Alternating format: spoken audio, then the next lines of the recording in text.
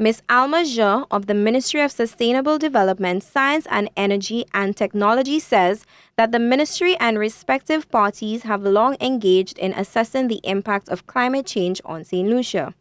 The key, according to her, is to adapt and reduce the adverse impact of climate change. We know that with climate change, there are a number of effects that we are already seeing.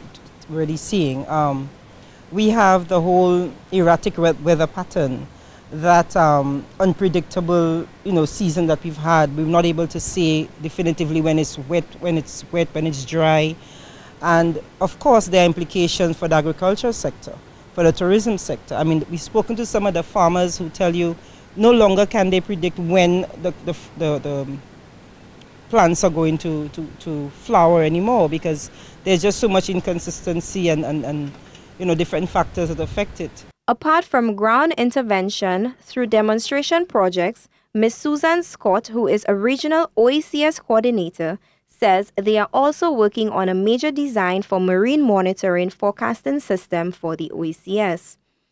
This is to prepare the sub-region for major disasters such as tsunamis and coastal erosion.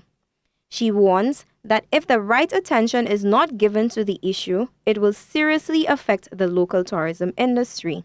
For example, if you're looking at water-based tourism, persons come here to dive, etc., it's predicted again that there would be some serious impacts on our coral reefs, and we've already started to see that. Over the past decade, we've had 2 or 3 major, what we call bleaching events, in which your coral reefs have been affected by warmer waters.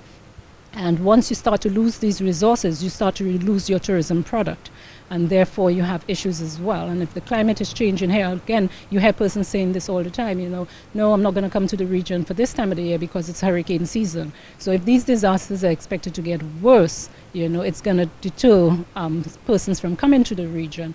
Ms. Scott states that climate change also affects the local water supply. For Choice News Now, I am Dawn Mathway reporting.